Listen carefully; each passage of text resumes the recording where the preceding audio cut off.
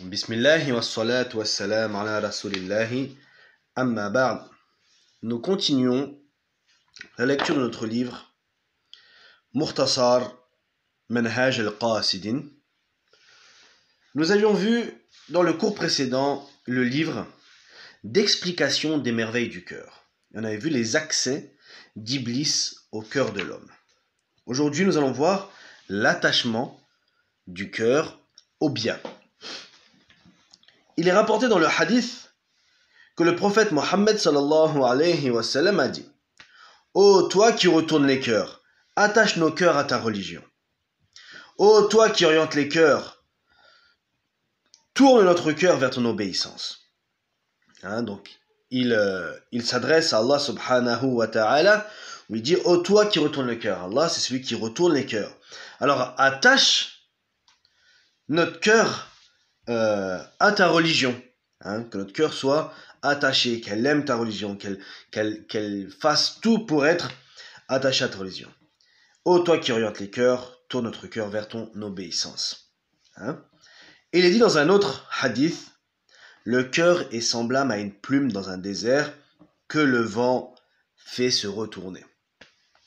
Et bien sûr, c'est Allah subhanahu wa ta'ala qui nous oriente vers son obéissance. C'est pour ça qu'on se doit de faire ad-du'a lidhalik. On doit se faire des invocations. Pour cela, on demande à Allah Azza wa Jal de laisser nos cœurs, d'attacher notre cœur à sa religion. Donc sache qu'il y a 3 sortes de cœurs en matière d'attachement, au bien et au mal, et concernant leur hésitation. Le premier cœur est un cœur rempli de crainte révérentielle, purifié par les exercices spirituels et épuré des mauvais caractères.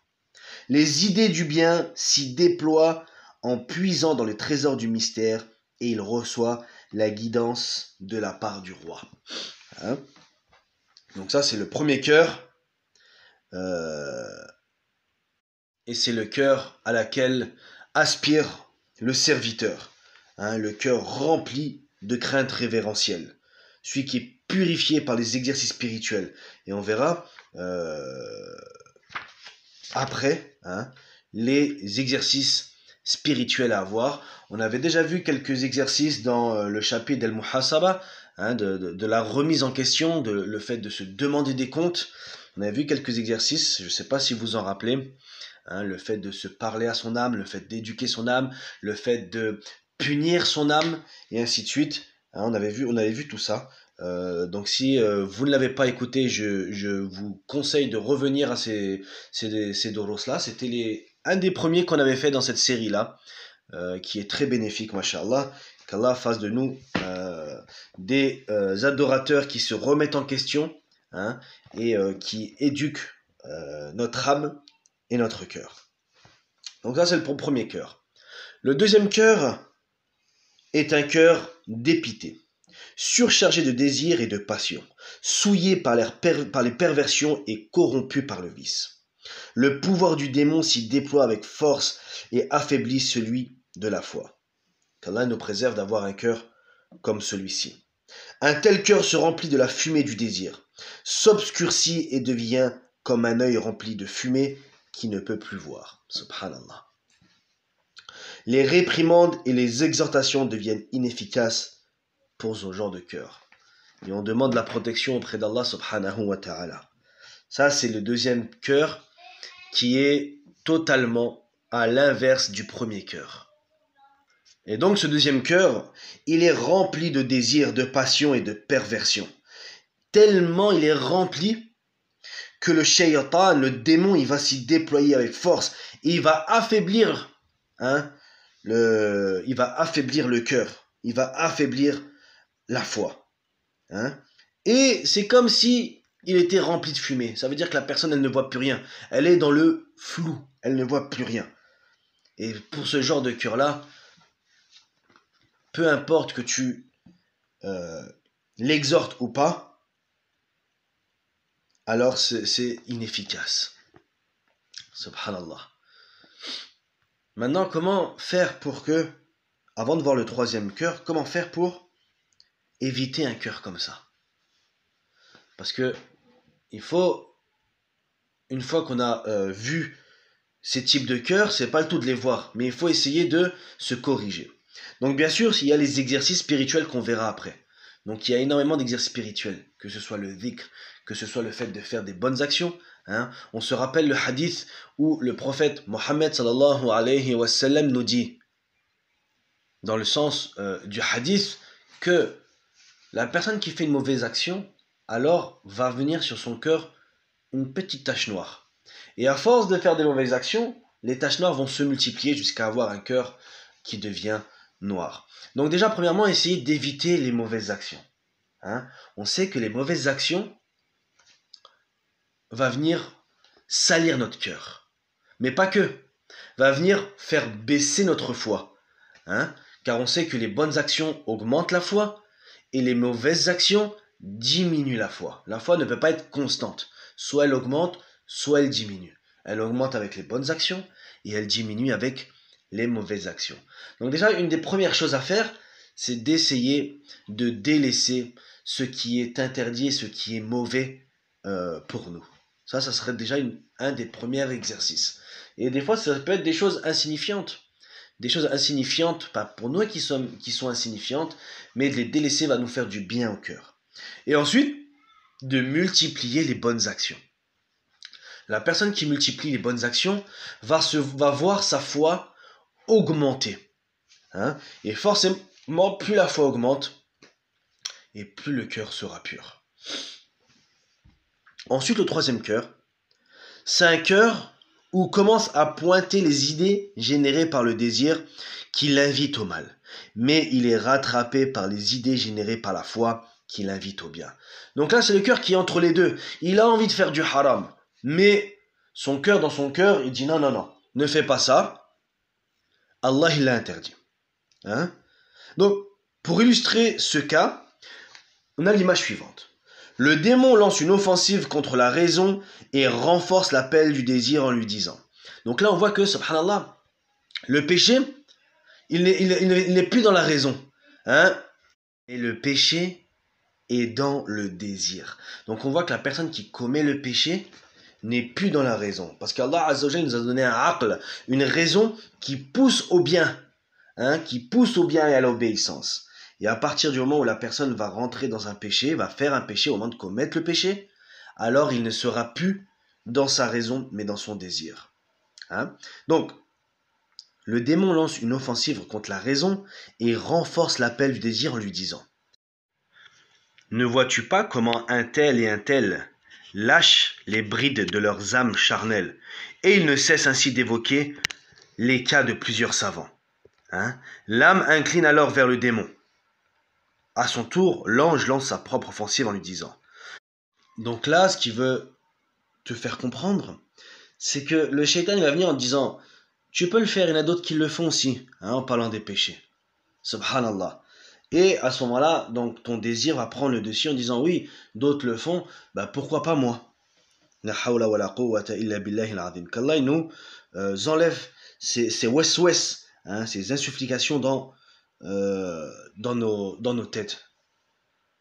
Alors, donc l'ange lance sa propre offensive en lui disant « Ceux qui ont péri ne sont-ils pas ceux qui ont oublié l'issue finale? Ne sois pas dupé par l'insouciance des gens. Vois-tu, s'ils se mettent sous le soleil, hein, en plein soleil, en plein midi, alors que tu as une maison fraîche et ombrée, vas-tu te conformer à eux ou rechercher ton propre intérêt? Hein? Donc si eux, ils veulent se faire brûler sous le soleil, alors que toi, tu as une maison où il fait frais dedans, vas-tu les rejoindre parce que tout le monde le fait? Ou alors est-ce que toi, tu vas rechercher ton propre intérêt, tu vas rechercher la fraîcheur? Alors comment peux-tu te mettre en désaccord avec eux à propos de la chaleur du soleil et ne pas leur manifester ton désaccord pour ce qui conduit en enfer? Subhanallah. Donc, tu vois beaucoup de gens faire des péchés et ils t'incitent à le faire. Et toi, tu les suis. Alors que si ils iraient en plein soleil, tu leur dirais non. Ils te diraient mets la main dans le feu, tu leur dirais non. Comment être en désaccord sur ces choses qui sont moindres alors que ce qui t'invite à faire pourra te vouer éternellement en enfer? L'âme incline alors vers ce que dit l'ange.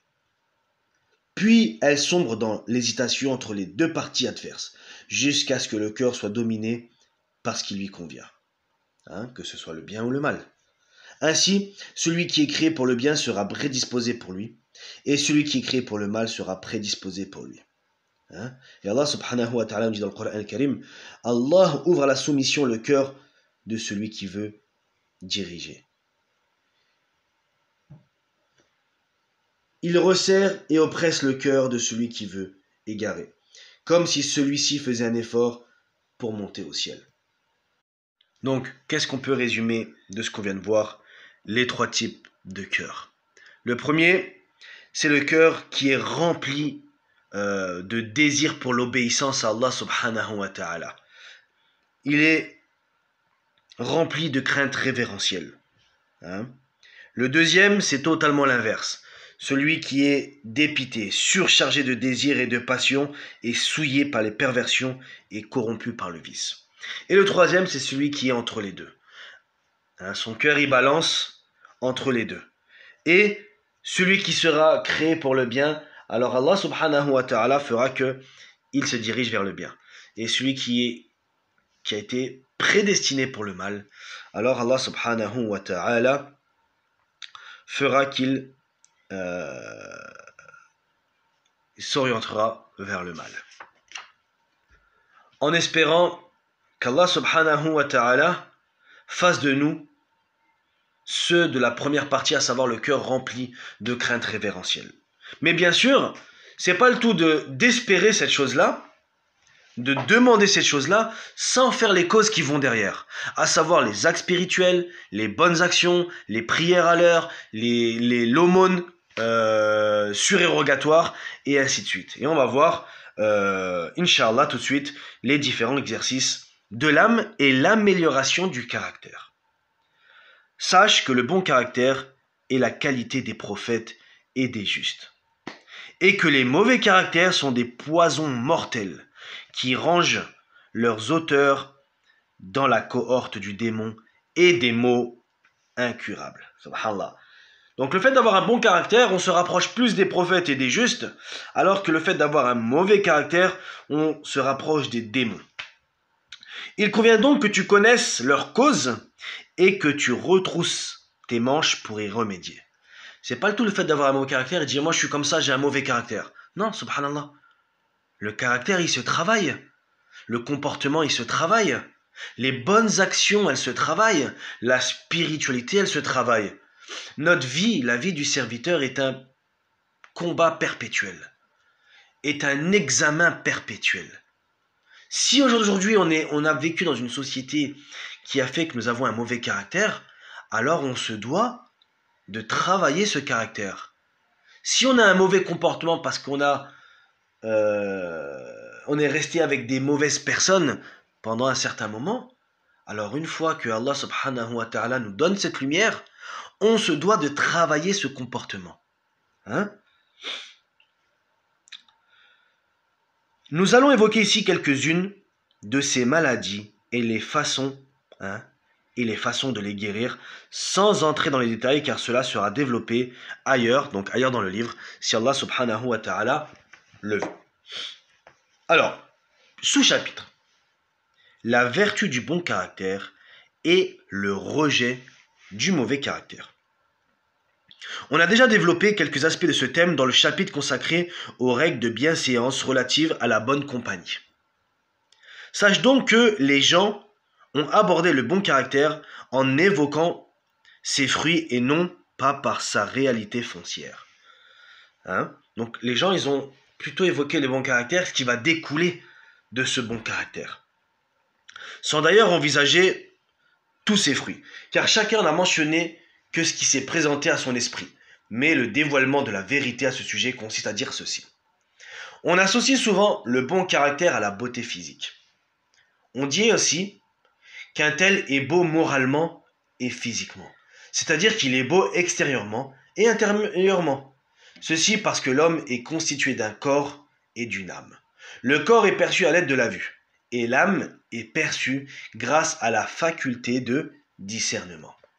Et chacun possède sa forme et sa configuration qui peut être soit belle, soit laide.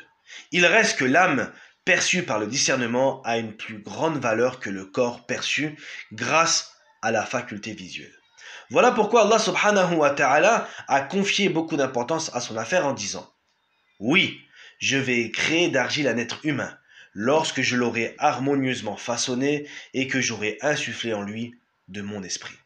Il a indiqué que le corps était composé d'argile et l'esprit ne procède que de lui, Azza wa Jal. Donc, le bon caractère constitue une attitude bien établie de l'âme, d'où procèdent les actes aisément et sans avoir besoin de la pensée et de la réflexion. Si les actes sont beaux, on les appelle des bons caractères. Et s'ils sont laids, on les appelle des mauvais caractères. Mais certains hommes, wassifs, qui supportent mal les exercices spirituels, prétendent qu'il est inconcevable de les changer au même titre qu'il est inconcevable de modifier la forme extérieure. Donc il y a des personnes qui ont du mal avec les exercices spirituels, qui se voilent la face. Réellement, ça, c'est qu'ils se voilent la face. Ils disent qu'il est impossible de changer l'intérieur comme il est impossible de changer l'extérieur. Alors notre réponse est la suivante. Si vraiment les caractères relevant des valeurs de la morale ne pouvaient admettre le changement, les recommandations et les exhortations seraient dépourvues de toute signification. Effectivement, si on ne pouvait pas changer l'intérieur, à quoi serviraient les exhortations et les recommandations? D'ailleurs, comment peut-on nier la modification des caractères alors que nous constatons que les animaux sauvages peuvent être domestiqués? Subhanallah. Le fait d'être un animal sauvage, c'est un caractère. Et au final, on peut domestiquer ces animaux-là. Que le chien apprend par dressage à s'arrêter de manger, et que la jument apprend à marcher au pas et à être dirigée avec finesse. Toutefois, certaines natures acceptent rapidement qu'on les réforme et les améliore, tandis que d'autres opposent beaucoup de résistance. Donc avec tous ces exemples, on voit que il est possible en effet de changer notre caractère. Quant à l'imagination de celui qui croit que ce qui relève du caractère et du tempérament ne peut être modifié, sache que le but ne consiste pas à réprimer totalement ces effets. Ce qui est recherché à travers les exercices spirituels, c'est de ramener le désir à l'équilibre qui est le juste milieu entre l'excès et la négligence. Quant à le réprimer totalement, évidemment c'est non. Comment peut-il en être autrement puisque le désir a été créé pour répondre à une utilité indispensable pour le caractère et le tempérament? Donc ça c'est important ça. Le fait de travailler son intérieur n'est pas de enlever totalement nos désirs. Ça c'est impossible. Le désir a été créé pour utilité. Le désir de manger, le désir de boire, le désir donc de beaucoup de choses en fait a été créé pour une utilité. Le désir de se marier, le désir de dormir a été créé pour une utilité. Si on n'aurait pas tous ces désirs-là, peut-être qu'on ne ferait rien du tout et on mourrait. Mais le but ici est de le canaliser. De ni rentrer dans un excès, un extrême, et ni dans un laxisme, mais d'être dans le juste milieu. Ensuite, l'auteur continue en disant: en effet, si le désir de manger cessait d'exister, ce serait la perte de l'homme, donc il ne mangerait pas. Si le désir sexuel cessait d'exister, ce serait la fin de la reproduction de l'homme, et si l'agressivité cessait d'exister, l'homme ne pourrait plus repousser ce qui le détruit. Même l'agressivité, subhanallah, il y a des moments où il faut être agressif, il y a des moments où il faut être en colère, il y a des moments où il faut être jaloux, etc. Donc, tous ces caractères-là, qui sont dans un extrême, sont mauvais, mais qui sont dans le juste milieu et appropriés à la situation, sont indispensables. Et pour la colère, Allah subhanahu wa ta'ala nous dit dans le Coran al-Karim, violent envers les impies, envers les incroyants. Hein. Or, la violence procède de l'agressivité et de la colère. Du reste, si la colère cessait d'exister, ce serait la fin du djihad contre les infidèles. Et Allah subhanahu wa ta'ala a parlé de ceux qui maîtrisent leur colère et n'a pas parlé de ceux qui ont perdu leur colère. Ah, subhanallah. Là, on voit la différence. Maîtriser sa colère, maîtriser sa jalousie, maîtriser son agressivité, maîtriser son désir sexuel, maîtriser son désir de manger, et ainsi de suite. Donc le mot utilisé, c'est maîtriser. Il reste que lorsque le maître spirituel constate chez son novice une inclinaison à la colère et à l'appétit, il améliore cela en exagérant sa critique contre ces deux attitudes pour le ramener à l'équilibre. D'ailleurs, ce qui prouve bien que c'est la modération et le juste milieu qui sont recherchés à travers la pratique des exercices spirituels, c'est que la générosité est une vertu recommandée légalement. Or, il s'agit d'une attitude de juste milieu entre le parcimonie et le gaspillage. Hein? Donc, pour prouver que ce qui est recherché dans tous les caractères, c'est le juste milieu, parlons de la générosité. La générosité, elle est recommandée légalement. Ça veut dire, Allah subhanahu wa ta'ala nous a recommandé d'être généreux et de dépenser. Mais dans un juste milieu. Ni être avare, ne pas donner pas assez, et ni gaspiller. Et Allah subhanahu wa ta'ala nous dit, ceux qui pour leurs dépenses ne sont ni prodigues ni avares. Car la juste mesure se trouve entre les deux. La juste mesure se trouve entre les deux. Ni gaspiller, ni être avare. Sache que cette modération s'obtient grâce à la perfection de la nature originelle par don du Créateur. En effet, bien des garçons naissent véridiques, généreux et magnanimes. Et parfois, s'obtient par acquisition, grâce à la pratique des exercices spirituels qui consistent à amener l'âme à assumer les œuvres qui procurent le bon caractère recherché. Donc là, ce qu'il veut nous dire l'auteur, c'est que parfois, Allah subhanahu wa ta'ala va faire de la personne directement généreuse. Il est né comme ça, il a ce caractère-là. Mais d'autres, non. Alors, elle va s'obtenir par les exercices spirituels et tout ce qui va avec. Ainsi, celui qui veut acquérir la qualité morale qu'est la générosité se doit d'assumer les actes de don qu'assume l'homme généreux, pour que cela devienne une seconde nature chez lui. À force de faire des dons, même si au début c'est pas quelque chose de inné, ça va devenir une habitude et au final il deviendra quelqu'un de généreux. De même, celui qui veut la modestie assume les actes des hommes modestes. Il en va ainsi pour toutes les vertus, car l'accoutumance y est pour quelque chose. Le fait de tout le temps le faire, ça va devenir une habitude chez nous, qui au final, on deviendra ce genre de personne-là. De la même manière que celui qui veut devenir écrivain, ça donne à la pratique de l'écriture. Pour celui qui veut obtenir le fiqh, la jurisprudence, qu'il s'adonne à la pratique des fuqaha, qui consiste à répéter les leçons jusqu'à ce que la qualité du fiqh imprègne son cœur. Mais il ne faut pas rechercher l'effet de tout cela au bout de 2 ou 3 jours, car l'effet ne s'obtient qu'avec la régularité. Subhanallah. De la même manière qu'en matière de croissance, on n'exige pas l'élévation de la taille au bout de 2 ou 3 jours. C'est dire que la régularité a ici un grand effet. La personne qui voudra faire partie d'une catégorie de personnes, qu'il fasse la même chose qu'eux. Et cela prendra du temps. Mais de la même façon, on ne doit pas sous-estimer les œuvres pies, donc les œuvres pieuses, lorsqu'elles sont peu nombreuses, car leur régularité a de l'effet, et on ne doit pas non plus sous-estimer les péchés peu nombreux. Le fait de pratiquer les vertus influence l'âme et change sa nature. Le fait de succomber à la paresse devient une seconde nature et prive de tout accès au bien.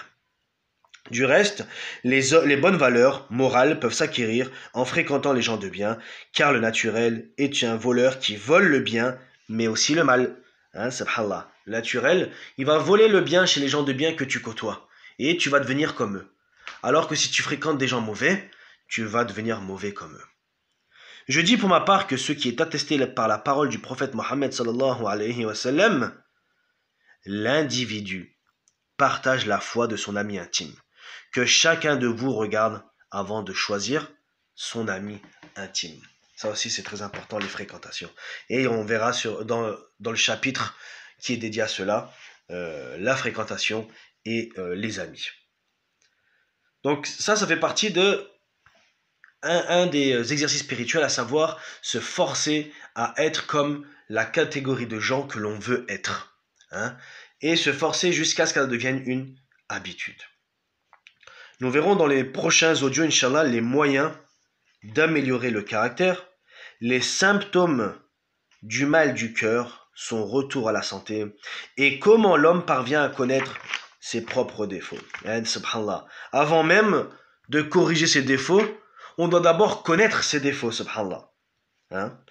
Subhanak Allahumma wa bihamdik, ashhadu an la ilaha illa anta astaghfiruka wa atubu ilayk. On demande à Allah subhanahu wa ta'ala de faire partie des gens qui se remettent en question, des gens qui veulent améliorer leur comportement et leur caractère. On demande à Allah subhanahu wa ta'ala de nous octroyer des fréquentations qui sont pieuses et saines, qui soient un bien pour notre dunya et pour notre akhira, pour notre vie future, à savoir notre au-delà. Et on demande à Allah subhanahu wa ta'ala d'être des serviteurs reconnaissants, hein, des serviteurs qu'il adore de façon sincère et faire de nous des personnes vouées au paradis. Wassalamu alaikum wa rahmatullahi wa barakatuh.